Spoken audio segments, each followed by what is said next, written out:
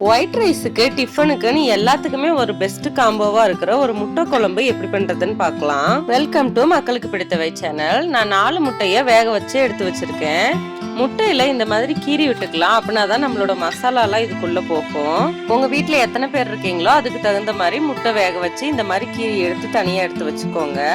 இப்ப நம்ம வறுத்து அரைக்கிற ஒரு மசாலா ரெடி பண்ணிடலாம். ஸ்டவ் ஆன் பண்ணி ஒரு கடாய் வச்சுக்கலாம். அதுல 2ல இருந்து 3 ஸ்பூன் எண்ணெய் ஊத்திக்கலாம். எண்ணெய் சூடான உடனே 1/2 ஸ்பூன் சீரகம், 1/2 ஸ்பூன் சோம்பு, 1 ஸ்பூன் மிளகு, ஒரு சின்ன துண்டு பட்டை, ஒரு சின்ன துண்டு கிராம்பு, ஒரு ஏலக்காய், ஒரு 10ல இருந்து 15 சின்ன வெங்காயம், கொஞ்சம் கருவேப்பிலை இலைகள் இதெல்லாம் போட்டு நல்லா வதக்கிக்கலாம். இது வதங்குற டைம்லயே 2 தக்காளியை பொடிசா கட் பண்ணி எடுத்து வச்சுக்கலாம். வெங்காயம் கண்ணாடி பதம் வந்ததுக்கு அப்புறமா நம்ம பொடிசா கட் பண்ணி வச்ச 2 தக்காளியை இது கூட ஆட் பண்ணிடலாம். தக்காளி நல்லா வதங்கட்டும். இந்த பட்டை, கிராம்பு, சோம்பு இதெல்லாம் நம்ம அப்படியே குழம்புல தாளிச்சு விடும்போது குழந்தைங்க தனித்தனியா எடுத்து வச்சிருவாங்க. இப்படி நம்ம ஆட் பண்ணி அரைச்சிடுறதுனால அவங்களுக்கு தெரியாமலே சாப்பிட்டுடலாம். இந்த மாதிரி வதங்கினதுக்கு அப்புறமா இப்ப நம்ம மசாலா ஆட் பண்ணலாம். 1/2 ஸ்பூன் மஞ்சத்தூள், 1 ஸ்பூன் குழம்பு மிளகாத்தூள், 1 ஸ்பூன் மல்லித்தூள், 1/2 ஸ்பூன் தனி மிளகாத்தூள் இல்லைன்னா சிக்கன் பவுடர். இதெல்லாம் நல்லா ஒரு 2 நிமிஷம் எண்ணெயில வதங்கட்டும். நம்ம குழம்புக்கு தேவையான எல்லா மசாலாஸுமே இதுலயே ஆட் பண்ணி முடிச்சாச்சு.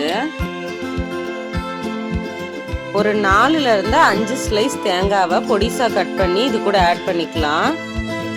பாத்தீங்கன்னா மசாலால இருந்து எண்ணெயே பிரிஞ்சு வர ஸ்டார்ட் ஆயிருச்சு. இப்ப தேங்காயை போட்டு கிளறினோடனே ஸ்டவ் ஆஃப் பண்ணிக்கலாம். இது ஆறவும் மிக்ஸி ஜாருக்கு டிரான்ஸ்ஃபர் பண்ணி நல்லா மையா அரைச்சு எடுத்துக்கலாம். இந்த மாதிரி நல்லா நைஸா அரைச்சு எடுத்துக்கலாம்.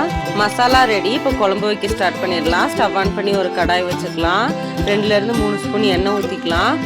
ஒரு ஸ்பூன் சோம்பு சேர்த்துட்டு நம்ம அரைச்ச மசாலாவை இதில் ஆட் பண்ணிடலாம். தண்ணி தேவையான அளவு ஆட் பண்ணிக்கோங்க. நான் அரிசி கழுவுன தண்ணி கொஞ்சம் இருந்துச்சு, அதையும் ஆட் பண்ணியிருக்கேன். அரிசி கழுவுன தண்ணி ஊற்றும் போது டேஸ்ட்டாக இருக்கும். உப்பு தேவையான அளவுக்கு ஆட் பண்ணிக்கோங்க. இப்போ நல்லா கொதிக்கட்டும். மசாலாவோட பச்சை வாசனையெல்லாம் போகிற அளவுக்கு கொதிக்கட்டும். நம்ம எல்லா மசாலாவுமே சேர்த்து அரைச்சிட்டனால இதில் எதுவும் ஆட் பண்ண வேண்டியதே இருக்காது. குழம்பு ஒரு 5 மினிட்ஸ் கொதிச்சதுக்கப்புறமா முட்டைகள் எல்லாம் இப்படி ஆட் பண்ணிடலாம். ஒரு வேக வைக்காத முட்டையை நான் அப்படியே உடைச்சு லைட்டாக ஊற்றிக்கிறேன். இதை ஊற்றிட்டு ஒரு 2 நிமிஷத்துக்கு சிம்மில் வச்சுருங்க. சிம்லேயே வேகட்டும். இப்படி ஊற்றும் போது குழம்பு எக்ஸ்ட்ரா கொஞ்சம் டேஸ்ட்டாக இருக்கும். சிலருக்கு இது பிடிக்கலன்னா இதை நீங்கள் ஸ்கிப் பண்ணிடலாம்.